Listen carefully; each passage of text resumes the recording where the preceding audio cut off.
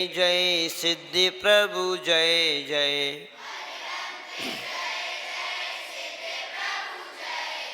साधु जन जय जय, जिन धर्म जय जय।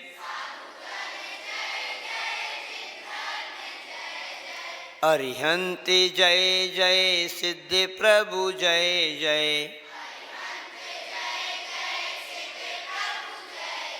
साधु जन जय जय, जिन धर्म जय जय। अरिहंते मंगलम, सिद्धि प्रभु मंगलम। साधु जन मंगलम, जिन धर्म मंगलम। अरिहंते उत्तमा, सिद्धि प्रभु उत्तमा। साधु जन उत्तमा, जिन धर्म उत्तमा। अरिहंते शरणा, सिद्धि प्रभु शरणा।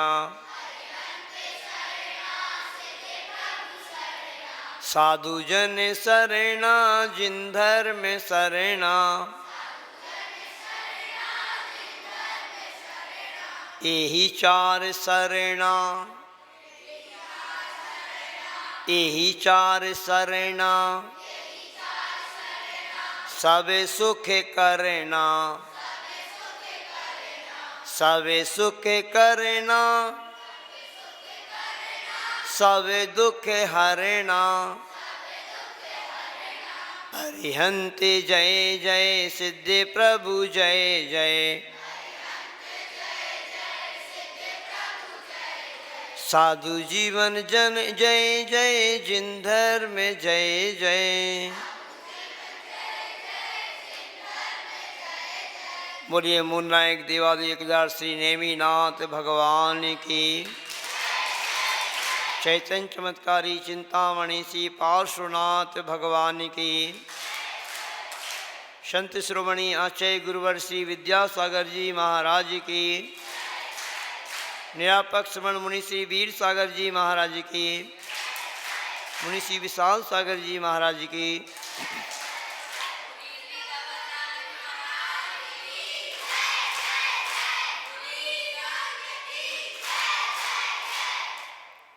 इस विद्योदय संस्कार शिविर के माध्यम से आप सभी बच्चे बहुत कुछ सीख रहे हैं, बहुत कुछ सीख लिया है आपने। अब शिविर समापन की ओर जा रहा है। आज आपको हम बहुत महत्वपूर्ण कुछ बातें बताना चाहते हैं, बहुत ध्यान से सुनना। एक नगर में एक साधु जी यहाँ वहाँ घूम रहे थे और घूमते घूमते आवाज़ लगा रहे थे, देखो भाई, मेरे पास 1 लाख की एक बात है। 1 लाख की एक बात है। ऐसी महत्वपूर्ण बातें मेरे पास हैं। कोई व्यक्ति लेना चाहता हो तो ले ले। सब लोगों ने सोचा कोई पागल है ये व्यक्ति, 1 लाख की कोई एक बात कोई होती है क्या? किसी ने भी उनसे कुछ उनको बुलाया नहीं। किंतु उस नगर का जो राजा था वो बहुत समझदार था। उसने समझा कि देखो, जब कोई साधु कह रहे हैं तो गलत नहीं हो सकता। साधु लोग कभी झूठ नहीं बोलते हैं। सच्चे साधु होते तो झूठ तो बोलते ही नहीं। तो राजा ने उन साधु महाराज को बहुमान पूर्वक अपने राजमहल में बुलाया। बहुत अच्छे से उनको आसन दिया, भोजन कराया और फिर उनसे कहा, हे महाराज, हे साधु भगवान, हम वह जो बात आप देने वाले हैं मैं लेना चाहता हूँ। साधु ने कहा, राजन, 1 लाख की एक बात है। हाँ महाराज, आपकी जो आज्ञा होगी वो हम समर्पित कर देंगे, आप तो बताइए। तो राजा सादून महाराज ने कहा, पहली बात है, पहली बात ध्यान से सुनो, पहली बात है हमें अतिथि का सम्मान करना चाहिए। क्या करना चाहिए? उससे पहले पहली बात, ये दूसरी बात थी। पहली बात ये थी कि हमें ब्रह्म मुहूर्त में जाग जाना चाहिए। कौन से मुहूर्त में? ब्रह्म मुहूर्त, मनोहर काल भी इसको बोलते हैं। क्या बोलते हैं? मनोहर काल कब से प्रारंभ हो जाता है? तो कहते हैं पूरा का पूरा जो हमारा रात्रि का समय रहता है वो 3-3 घंटे का रहता है। उसमें 4 काल होते हैं। शाम को जैसे ही सूर्य डूबा और प्रारंभ हो जाता है राक्षस काल। कौन सा काल? राक्षस काल प्रारंभ हो जाता है। उस काल में कभी भी हमें सोना नहीं चाहिए। राक्षस पहर शुरू हो जाता है, इसको पहर भी बोलते हैं। राक्षस पहर, फिर रौद्र पहर, 3-3 घंटे के होते हैं। फिर एक होता है गंधर्व पहर, फिर एक होता है मनोहर पहर, या काल बोलो पहर बोलो, एक ही बात। ये 3-3 घंटे के होते हैं। तो शाम को जैसे 7 बजे दिन डूब गया अभी, तो 10 बजे तक कौन सा काल रहेगा? राक्षस काल। फिर 10 से 1 बजे तक रौद्र काल, फिर है ना। फिर उसके बाद एक के बाद गंधर्व काल। फिर गंधर्व काल के बाद लगभग 3-4 बजे से मनोहर काल शुरू होगा। तो मनोहर काल से ब्रह्म मुहूर्त शुरू होता है जब तक सूर्य नहीं निकलता है तब तक। तो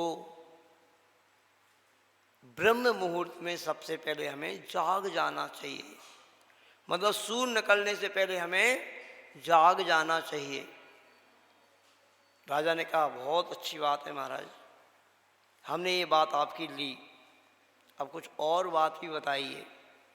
तो राजा ने कहा, दूसरी बात भी सुनो। दूसरी बात है हमें अतिथि का सम्मान करना चाहिए। अतिथि मीन्स मेहमान। जो कोई भी हमारे घर में मेहमान आते हैं उनका हमें बहुमान करना चाहिए, सम्मान करना चाहिए। जी महाराज, ये बात भी हमने ले ली। अब एक आध और कोई बात बताइए। आपके पास तो बातों का खजाना है और हमारे पास पैसों का खजाना है, कोई कमी नहीं है, आप तो बताते जाइए। राजा ने कहा, सुनो महाराज, बहुत महत्वपूर्ण बातें हैं, मैं ज़्यादा नहीं बताता हूँ, एक आध और बता दो महाराज। चलो एक और बताते हैं। क्रोध आने पर थोड़ी देर के लिए ठहर जाना चाहिए। क्या हो गई बातें? पहली बात क्या हो गई? पहली बात ब्रह्म मुहूर्त में जागना, दूसरी बात अतिथि का सम्मान, तीसरी बात क्रोध आने पर हमें थोड़ी देर के लिए रुक जाना चाहिए। अब तीनों बात राजा ने साधु महाराज से ले ली। इसके बाद पहली बात के अनुसार राजा दूसरे दिन ब्रह्म मुहूर्त में जाग गया, लगभग 5 बजे जाग गया। अब उसने कि क्या करें भाई, 5 बजे जाग गया, कोई व्यक्ति 8 बजे तक सोता हो, 7 बजे तक सोता हो, अब 5 बजे उठ गया, अब क्या करें? उसने कहा चलो अब थोड़ा सा मॉर्निंग वॉक कराते हैं। घूमने के लिए निकल गया। और घूमने के लिए थोड़ा निकल गया, तो टहलता टहलता थोड़े दूर तक पहुंच गया। वहाँ पर जाकर के जब वापस आ रहा था टहल करके, एक आवाज़ आती है, आकाशवाणी होती है, सुनो राजन। राजा ने देखा कहाँ से आवाज आ रही, सुनो राजन सुनो, कोई दिखाई दे नहीं रहा है, कौन है? राजा ने कहा जो भी हो मेरे सामने आए। आवाज फिर आई, सुनो राजन, मैं जो बोल रहा हूं उसको ध्यान से सुनो, ध्यान से सुनो। 3 दिन बाद उस सामने वाली पहाड़ी से एक भयंकर काला नाग निकल करके आएगा और तुम्हारे लिए डस लेगा। सामने वाली पहाड़ी से एक भयंकर काला नाग सर्प आएगा और तुम्हारे लिए डस लेगा, काट लेगा और तुम्हारे प्राण पखेरु उड़ जाएंगे। तुम कौन हो? कौन हो भाई आप? पहले तो राजा को विश्वास नहीं हो रहा था। उसने कहा मैं तुम्हारा, तुम धर्मात्मा हो, अच्छे राजा हो, तो तुम्हारे रक्षा करने वाला, तुम्हारा सहयोग करने वाला एक देव हूँ और तुम्हारे लिए मैं सतर्क कर रहा हूँ। अब राजा घर जाता है, घर पे पहुंचा, राजा के यहाँ पर कोई राजकुमार नहीं था, लड़का नहीं था, सिर्फ एक राजकुमारी थी। अब राजा ने सोचा कि 3 दिन बाद तो मेरा मरण हो ही जाना है अब, और मेरे राज्य पर कोई भी आक्रमण कर लेगा, इसलिए अब राज्य की सुरक्षा करना बहुत आवश्यक है। तो राजा ने राजकुमारी से कहा, देखो बेटा, तुम थोड़ा अभ्यास कर लो, मुझे कोई बहुत आवश्यक काम आ गया है, एकदम बता भी नहीं सकता कि मेरी मौत होने वाली है, तो परिवार के लोग घबरा जाएंगे। तुम्हें कुछ दिन तक मेरे वेशभूषा में रह करके राज सिंहासन पर बैठना है, ठीक है ना? तो राजकुमारी ने अभ्यास प्रारंभ कर दिया। अब तीसरा दिन आया तो राजकुमारी का अभ्यास जारी था और वो राजकुमार के भेष में ही अब रहने लगी थी, बिल्कुल जैसे राजकुमार रहता है। अब राजा को साधु की दूसरी बात याद आ गई तब तक। क्या थी दूसरी बात? अतिथि का सम्मान करना चाहिए। राजा ने कहा, भरी वो हमारा शत्रु ही आ रहा है, मुझे काटने के लिए जो सर्प आ रहा है वो मेरा शत्रु है, किंतु मेरे घर आ रहा है। घर आ रहा है तो कौन कहलाया? वो अतिथि तो कहलाया, मेहमान कहलाया। अच्छा ये बताओ, आप लोगों के घर में अभी गर्मी की छुट्टी चल रही है, कोई नाना नानी के जाता है, कोई यहाँ पे आता है। यदि कोई आपके मामा का बेटा लड़ने वाला हुआ, लड़ाकू हुआ, तो आप अपने घर में नहीं आने दोगे क्या? उसको मना कर दोगे क्या? नहीं तो हमारे यहाँ नहीं आ सकते। ऐसे हो से बहुत सारे लड़ने भिड़ने वाले, तो बेटा आएगा, वो तो मेहमान है अपना, तो उसको पर रोक नहीं सकते। तो ऐसे ही राजा ने कहा, भले ही वो सर्प हमारा शत्रु है, किंतु हमारे घर में आ रहा है तो हमारा मेहमान है। और राजा ने क्या किया, उस मेहमान का, अतिथि का स्वागत करने के लिए अपने महल से लेकर के उस पहाड़ी तक पूरे में फूल बिछवा दिए। और जगह जगह बढ़िया केसर और मिश्री से भरे हुए दूध के कटोरे रखवा दिए। मेहमान का स्वागत करना है, मेहमान का स्वागत करना चाहिए हमेशा। अतिथि देवो भव, अतिथि अतिथि देव के समान होता है। करके देखना, तुम्हारा शत्रु भी होगा तो मित्र बन जाएगा। कोई अपना दुश्मन भी हो ना, उसको भी अपन बहुमान देते हैं ना, तो मित्र बन जाता है। याद है आप सभी को घटना कौन सी?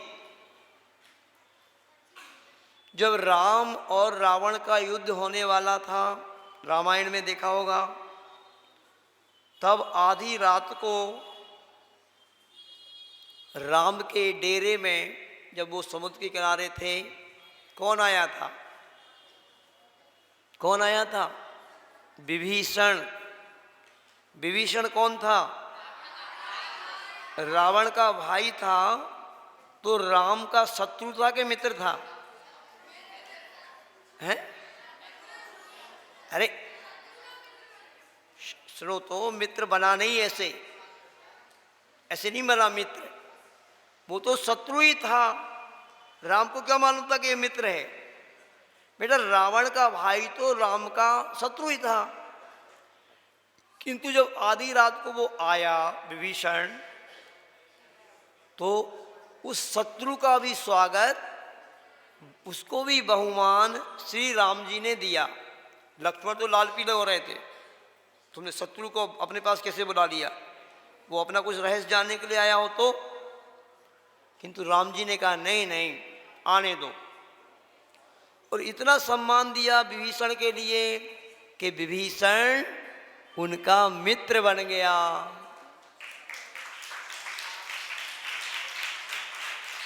यदि राम जी के पास विभीषण नहीं आता और सारा रहस्य, जब से एक कहावत शुरू हो गई, घर का वेदी लंका ढाले, वो लंका जो है ना नष्ट हो नहीं सकती थी यदि विभीषण आकर के सारा वहाँ का रहस्य नहीं बताता। बहुत रहस्यमयी लंका थी। तो ऐसे ही राजा ने भी उस आने वाले अतिथि का बहुत अच्छे से स्वागत किया। और जब सुबह सुबह वह सर्प निकला पहाड़ी से, उसने देखे क्या बात है, आज तो रास्ता बढ़िया, फूल बिछे हुए हैं पूरे रास्ते में। थोड़ा सा आगे बढ़ा तो देखा कि बढ़िया जगह जगह दूध, सुगंधित दूध के कटोरे भरे रखे हुए हैं। सुगंधित मतलब अच्छा, केसर डला है, मिश्री डली है, बॉर्नवीटा नहीं डाला। बॉर्नवीटा तो गंदा होता है। दूध में केसर डालो ना और मिश्री डालो तो दूध बहुत बढ़िया बनता है। सारे बच्चे भी पी सकते हो, ठंडी के समय में पीना केसर वाला, अभी गर्मी के समय में मिश्री वाला पी सकते हो। इलायची और मिश्री डाल करके बढ़िया दूध पियो ना, बॉर्नवीटा से भी अच्छा लगेगा। अब सर्प धीरे धीरे आ रहा है, प्लेन दूध देती है ना, प्लेन सबसे बढ़िया है। उसमें अगर मिश्री या चीनी डल जाती है ना तो और अच्छा रहता है, ठीक है ना। अब वो आया, ध्यान से सुनो, किंतु जिस समय पे आना था उस समय पर नहीं आ पाया। और उसका नियम था कि मैं इतने समय पर, समय भी बताया गया था वहाँ पे कि इतने समय वो सर्प आएगा और तुम्हें डस लेगा। किंतु सर्प ने देखा नहीं, समय तो हमारा हो गया, बहुत लेट आ पाया मैं तो। उस सर्प ने कहा वास्तव में वो कोई सर्प नहीं होगा, वो कोई देव होगा और राजा की परीक्षा लेने के लिए आया हो शायद, कि राजा कितना गुणवान है, कितना धर्मात्मा है। तो उस सर्प ने आकर के कहा राजन, तुम परीक्षा में पास हुए, राजन आप परीक्षा में पास हुए, मैं समय पे नहीं आ पाया, मैं अब तुम्हारे लिए नहीं डसूंगा, नहीं काटूंगा। और राजा सर्प के काटने से बच गया। तो राजा को बहुत खुशी हुई। अब राजा ने सोचा ये समाचार रानी को महल में जाकर के दे दें, अब सारी बात बता दें कि क्या अपने बाद मुसीबत आने वाली थी वो मुसीबत टल गई। ध्यान से सुन रहे कि नहीं? राजा जल्दी जल्दी महल की ओर बढ़ने लगा और महल की ओर जैसे ही पहुंच रहा था, बढ़ रहा था, उसको थोड़ी सी आपस में दो व्यक्तियों की बात की आवाज आई कि दो व्यक्ति कोई बात कर रहे हैं। उसने देखा भी, थोड़ा सा उसको दिखा, एक कोई पुरुष बैठा है और कोई एक महिला है। और वो जो महिला राजा को समझ में आ गई कि कौन है, रानी है। कौन है? रानी है। और जो पुरुष कौन बैठा है, राजा को गुस्सा आ गया।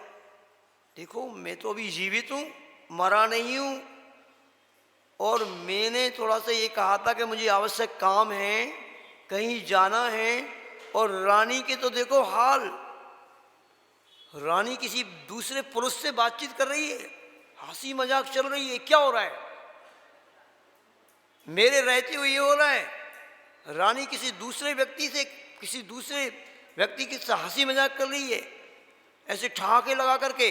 और राजा ने अपनी तलवार निकाल ली कि मैं इन दोनों, रानी का भी और उसके साथ में जो बात कर रहा है, उसकी गर्दन अभी अलग करे देता हूं। समझ रहे कि नहीं? क्या हुआ? तलवार निकाल ली और राजा जल्दी में जाकर के उन दोनों की गर्दन पे तलवार चलाने ही वाला था। तीसरी बात याद आ गई। कौन सी थी तीसरी बात? क्रोध आने पर थोड़ी देर रुक जाना। और राजा साधु महाराज की जैसी बात याद आई और रुक गया, एक क्षण के लिए रुक गया। रुका नहीं, इतने में ही तो सामने से जो वो दोनों व्यक्ति थे, उन्होंने अपने चेहरे ऐसे कर लिए, उनको भी लगा कोई आ रहा है। तो राजा सहमा सहमा रह गया। कैसे सहमा सहमा रह गया? ओहो, कितना बड़ा अनर्थ होने से बच गया। सामने जो रानी थी और दूसरा व्यक्ति था, वो कौन था? कौन था? दूसरे जो व्यक्ति था वो कौन था? राजकुमारी ही थी, जो राजकुमार के भेष में थी। और राजा को उस समय ध्यान नहीं रहा कि कौन है। अगर राजा जल्दबाजी में आकर के अपनी तलवार का वार कर देता तो क्या होता?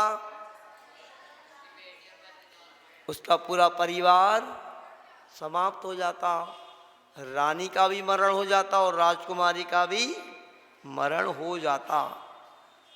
घटना छोटी सी है किंतु चोटी की है।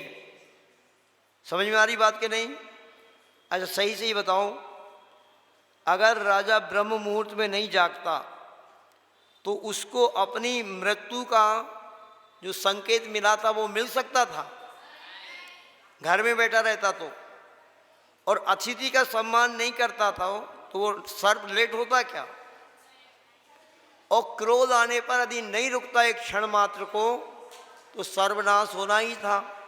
बोलो 1 लाख की एक बात है कि नहीं? अरे 1 लाख की नहीं, 1 करोड़ की एक बात है।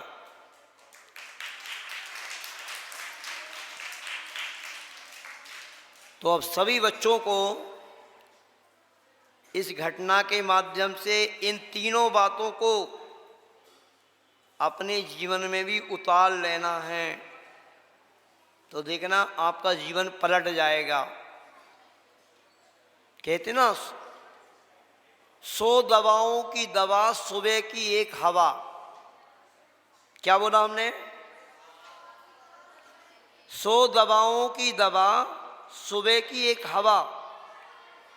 जो व्यक्ति सुबह जल्दी ब्रह्म मुहूर्त में जाग कर के थोड़ा बहुत टहलने चला जाता है कहीं पर, अपने आप ही स्वस्थ रहेगा। वो काम आप करते ही नहीं हो। आप तो 8 बजे तक सोते हो, और बच्चे तो और छुट्टी के दिन में तो मज़े हैं। अब छुट्टी के दिन में मज़े हैं, खूब 8-8, 9-9, 10 बजे तक भी सोते रहते हैं। और घर में आने वाले मेहमान से तो लड़ते ही झगड़ते रहते हो। पूछो शरद से, कहाँ है शरद? कहाँ बैठा है? नहीं आया शरद। वो अपने भाई से लड़ता ही झगड़ता रहता है, जो भाई आया है। और तीसरी बात तो बहुत ही महत्वपूर्ण है। प्रायः करके सभी बच्चे काम करते रहते हैं। क्या करते हो? गुस्से में आकर के कुछ भी कर जाते हो। बहुत सारे बच्चे तो ऐसे हैं, गुस्से में आकर के सुसाइड भी कर लेते हैं। थोड़े से नंबर कम आ गए, थोड़ा सा जो परसेंटेज बनना चाहिए वो नहीं आया, तो गुस्से में आकर के उन्होंने सुसाइड कर लिया, जहर खा लिया, कुछ भी खा लिया, कुछ भी कर जाते हैं। तो सारे बच्चे यहाँ पर जितने भी बैठे हो, मुझे विश्वास नहीं, भरोसा नहीं कि आप ब्रह्म मुहूर्त में उठोगे। मुझे नहीं विश्वास। और अतिथि घर में आने वाले का भी तुम स्वागत करोगे, मुझे नहीं विश्वास। किंतु तीसरी बात पर भी यदि आप कंट्रोल कर लो तो बहुत अच्छा आपका जीवन बन सकता है। गुस्सा आने पर, क्रोध आने पर थोड़ी देर रुक जाना, ये तो कर सकते हो। फिर तो आपको जितना गुस्सा करना हो कर लेना। और जब भी गुस्सा आता है ऐसे लगता है इसको एक चाटा मार दो, मम्मी को खूब चिल्ला दो, फ्रेंड के ऊपर खूब चिल्ला दो। जब भी गुस्सा आए ना, एक क्षण के लिए रुक जाना। कर सकते हो इतना काम? क्यों बच्चों बताओ? गुस्सा आने पे एक क्षण के लिए रुक सकते हो? जब भी जिस बच्चे को गुस्सा आए सीधे खड़े हो जाना, जैसे हम खड़े करते हैं भगवान की भांति, और 9 बार नमोकार मंत्र पढ़ लेना। अथवा जहां पर गुस्सा आए उस स्थान से एक क्षण में हट करके दूसरे स्थान पर पहुंच जाना, थोड़े से हट जाना। इतने बड़े बड़े अनर्थों से बच सकते हो कि आप कल्पना भी नहीं कर सकते हो। ठीक है, इस घटना को बहुत अच्छे से ध्यान रखना। अब आपके लिए एक बहुत महत्वपूर्ण कार्य यहाँ पर दिखाया जा रहा है। सभी बच्चे बहुत ध्यान से देखेंगे। और भैया यहाँ पे आ जाओ। आज इन बच्चों को एक बहुत महत्वपूर्ण प्रक्रिया वो रख लें, यहाँ पर टंकी रख लें, सारी सामग्री यहाँ पर रखें। बच्चों ध्यान से देखो। यदि इस विधि को आप ध्यान से देखेंगे तो असंख्यात जीवों को बचाने का श्रेय आपको जाएगा।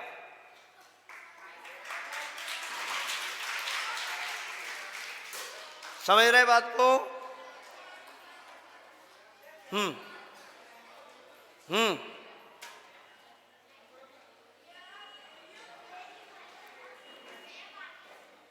अब देखेंगे आप कुएं से पानी कैसे छाना जाता है और कैसे जीवों को अभयदान दिया जाता है। ये अभिषेक भैया शास्त्री जी यहाँ पर आए हुए हैं और ये सारी विधि आपको बता रहे हैं। यहाँ पर सभी बच्चे बहुत ध्यान से देखेंगे। गुंडी कहाँ पे है? अरे पानी, अरे फॉर्मेलिटी तो नवाओ पैसे ऐसे आ जाए तो जब तक बता देते हैं। देखो सामने सुनो पीछे। सुनो आप सुनो तो मेरी बात। पहली बात तो ये है बेटा, सुनो सारे बच्चे, आज घर में पानी छानने की प्रक्रिया सब समाप्त हो गई। पानी कैसे छाना जाता जानते हो? ऐसे कपड़े से छाना जाता है बिल्कुल जो पतला होता है, बहुत उसी को पानी से छानते छानते कपड़ा गंदा हो जाता है। कई बार कपड़े में छेद हो जाते हैं तो भी उसी से पानी छनता रहता है। किंतु पानी छानने का कपड़ा बहुत साफ सुथरा होना चाहिए, मोटा होना चाहिए, इतना मोटा होना चाहिए जैसे कपड़ा है। देखो, सिंगल कपड़े में से भी सूर्य की किरण नहीं दिखाई देना चाहिए, फिर उसको डबल करके पानी छाना जाता है। तो डबल करके पानी छानेंगे, साफ सुथरा कपड़ा हो, और उस पानी को कुएं से कैसे छानेंगे, कैसे भरेंगे, ये भी आपको बताया जा रहा है। अब देखो, ये बाल्टी है जैसे, देखो सबसे पहले हमने आपको पानी छानने की जहाँ अष्टमूलगुणों में बात आई थी, सामने क्या हो रहा है जी? कौन बैठे? क्या हो रहा है? जब अष्टमूलगुणों की बात आई थी तो हमने आपको बताया था पानी छानने की विधि, है ना? सारे बच्चे स्थिर होकर के बैठ जाएं एक आसन से। हमें किसी की भी थोड़ी सी भी हलचल भी दिखी ना, देखो तो समझ लेना ये छन्ना है।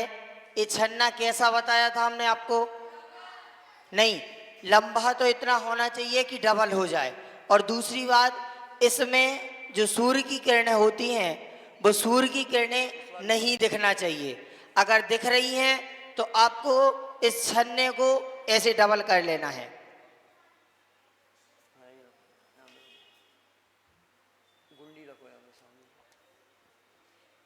इस प्रकार से अपन ने डबल कर लिया। और ये डबल में भी कितना कम से कम छन्ना होना चाहिए कि देखो, गुंडी रखी है, गुंडी रखो, इसमें छन्नी उसमें डाल दो, टंकी में डाल दो। पानी है क्या इसमें? टंकी में डाल दो।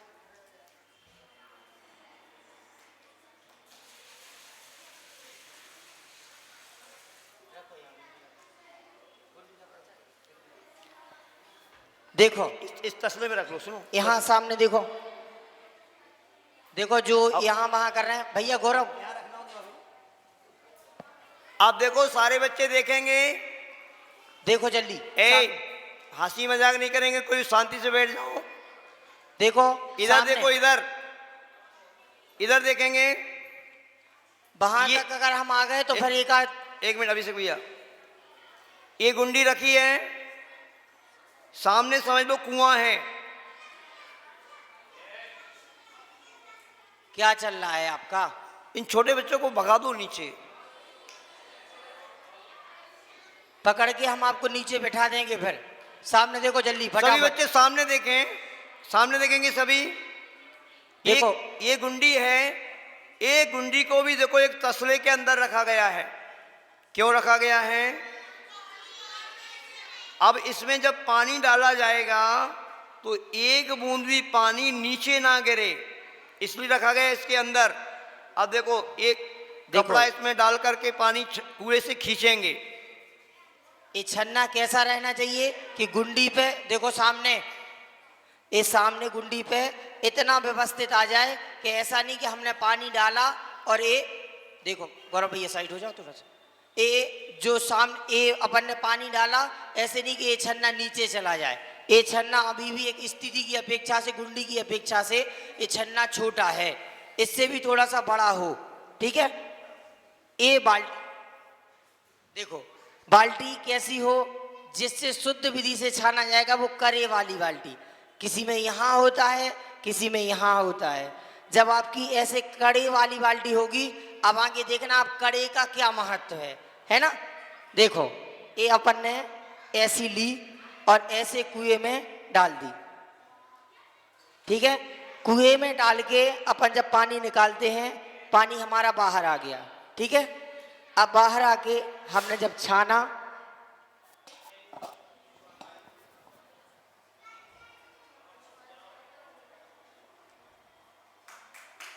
उसको पकड़ पकड़ पकड़ो पकड़ो भैया, पकड़ लो, एक जन गिर जाएगा। ये गिरना नहीं चाहिए। देखो, हमने पकड़वाया ना, ये धीरे धीरे पानी डालना चाहिए, इन्होंने जल्दी से डाला। बहुत धीरे धीरे डालें, आसपास में ऐसे करके कि वो गुंडी में गिर ना जाए, इसलिए कपड़ा थोड़ा बड़ा होना चाहिए। अब ये पानी छन गया। सुनो, अब शांति से देखना सारे बच्चे। हमने आपसे पहले ही कहा है कि जो कपड़ा है वो बहुत छोटा है, कम से कम यहाँ तक आ जाएगा तो ये नीचे नहीं जाएगा। अब देखो, इसको बहुत संभाल करके उठाएंगे। उठाओ, देखो इसको बहुत संभाल करके उठाया, और अब इसके अंदर जो जीव आ गए, उन जीव को इस बाल्टी में वापस ऐसे इस छने पानी से, जो गुंडी में पानी है ना, उस पानी को इसमें डालेंगे। देखो देखो, आपको सामने दिख रहा है, इतना तो कचरा है। ये देखो सामने देखो, इतना तो कचरा है, और पास में आके देखोगे आप तो इस पानी में कितने बाल हैं और कितने इसमें जीव हैं, और साथ में हमारी कितनी जो इंद्री है, इतनी हमारी इंद्री नहीं है कि इनमें जितने जीव हैं और सब जीवों को हम देख सकें। नहीं, एक बूंद पानी में कितने जीव होते हैं? अनछने पानी में 36,450। तो एक गुंडी पानी में कितने जीव आ गए इस कपड़े में? गिनती कर सकते हो? वो सारे जीव आ गए बेटा। अब वो जीवों को अपन वापस बाल्टी में ले लेंगे और फिर कुएं में वापस भेजेंगे। कैसे भेजेंगे आगे देखो। हाँ भाई, पानी, इससे पानी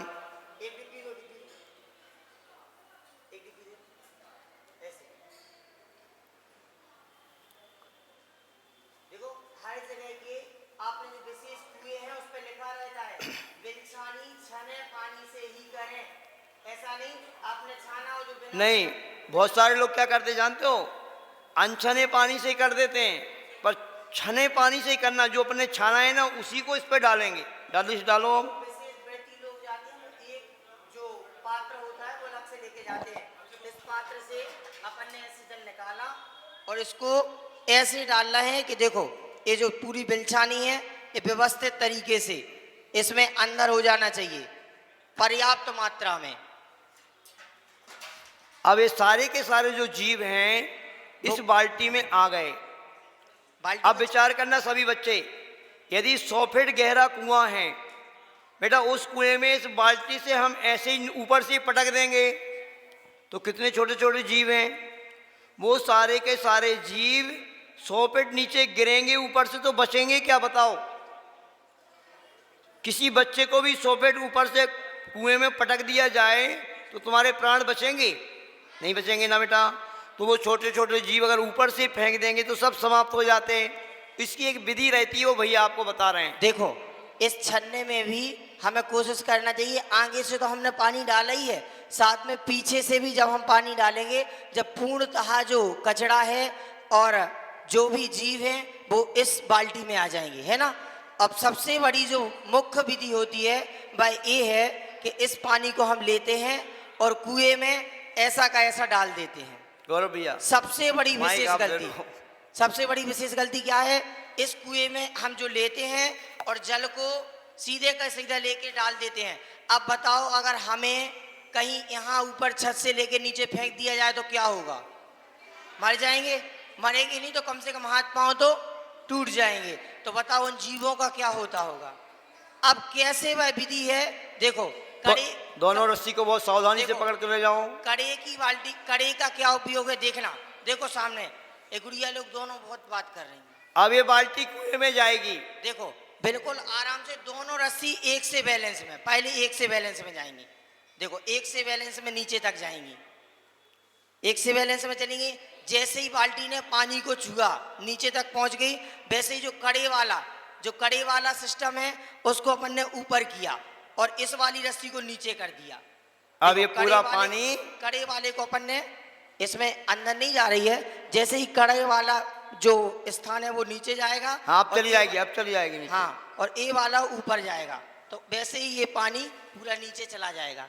यहाँ टंकी में अंदर नहीं जा रहा है, वरना ए स्थान नीचे जाएगा और ए वाले से ऊपर करेंगे। बिल्कुल पानी की तह में पहुंचे गए कि जीवों को कोई भी कष्ट नहीं होगा, बिल्कुल नीचे चला जाएगा। तो ये बिलछानी अपनी पानी में गई तो अपन को पूर्णतः पानी विधि छानने का पुण्य लगा।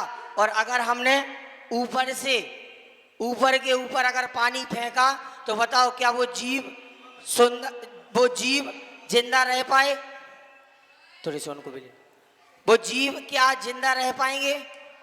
नहीं।